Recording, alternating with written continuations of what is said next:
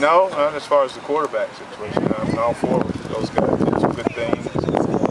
Again, we're just a week into it. We got to give it a little bit more time to try to figure out if there's a little bit more separation. So, again, we're trying to see the separation of 1 and 2 and 3 and 4. So, but there's nothing new. But the thing that I did like is how many big plays we had on both sides of the ball, both offense and defense. Some big plays and made the receivers, the tight ends. The running back hit a couple big screens. And then on defense, there's takeaways for touchdowns, which we haven't had in a long time. We had one last year, we got to have more. So there's big plays on both sides of the ball, and that's one thing we've been trying to stress. It's hard to drive the ball, and it's hard for people to have to drive the ball. So let's continue to work, get better every day, and try to build this thing, build a team. Is what we want to come out of this spring, coming out of this summer with a better football team, and I think we're getting better. Joker, after breaking down that tape, who were some individuals that stuck out to you in that performance? Well, I thought LeRod King completed his tail off, which we expect that from him. He's a guy that's been around here a long time, and knows how to get lined up, but he's playing real fast. A couple of the young backs, you get impressed, you have a really good impression of those guys, especially we had a short yardage scrimmage today, this morning, and went to some of those young backs. Again, we talk about moving the pounds. Sometimes it's not block clean. You have to be your own blocker. Those guys do a really good job because they have some courage to them. Those guys defensively, again, I like the way Avery Williamson is taking ownership of the defense, and again, that showed up in the offseason. That's not showing up just now. It showed up in the offseason this summer, the way he went about his business. So we're starting to see it carry on to the football field also. Do you expect that at least one of those freshman backs is going to play this fall, based on what you've seen? Well, based on what I've seen, both of them will play. When's the last time we got through this thing with one back, or with two backs, or with three backs? When's the last time? Okay, you haven't been around here a long time, but you have. Okay, I know you have. Okay, it just doesn't happen. I'm talking about in this league. Okay, in this league, it's not just us. It's in this league. You very seldom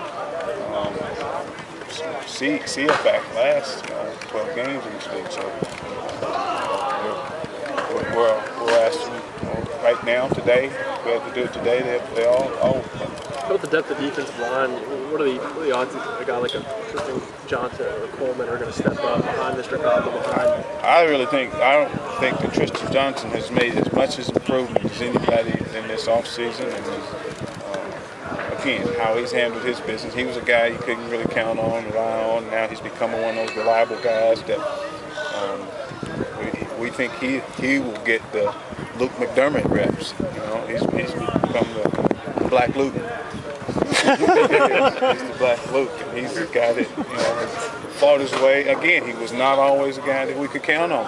Okay, off the field or on the field, and he was just tried to be the class clown and the goofy guy. And now he's become the real responsible guy that we thought he was when we got him, and he deserves to play. So we'll have a package for him. Again, he'll have the same role that Luke McDermott had last year. About potential depth for the offensive line. There were some question marks on the spring about these freshmen.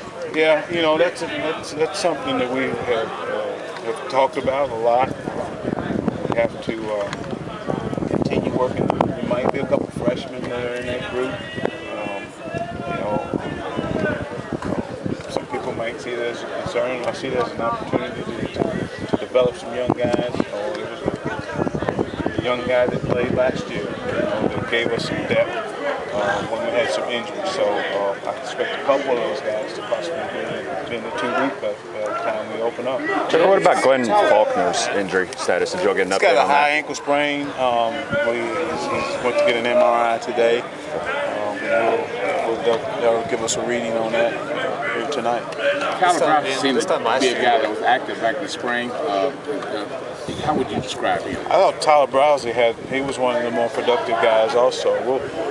We now starting to use Tyler Browsey as not only as the backup Mike, you're trying to rotate him some at the will linebacker. You know, they both are same positions, the inside backers, so we'll start repping him at both positions because of his intelligence, because of he understands the defense, so we'll try to work him. And yeah, he's got some thickness to him, and he's a decent athlete. Again, smarts pays huge dividends in this defense. So that's what he has. This time last year, you had 3, 4, 5 guys who left the team. Does it say that you haven't had any roster changes this month? Well, we have, you know. Again, we had some guys in the off season that left, and it's, we can talk about that, but you can make yourself better by deletions also. You know, we got a great locker room. I love this locker room. You know, we got guys that doing the things the right way, and guys, especially the guys up at the top, are leading the young guys, and teaching them how we do things.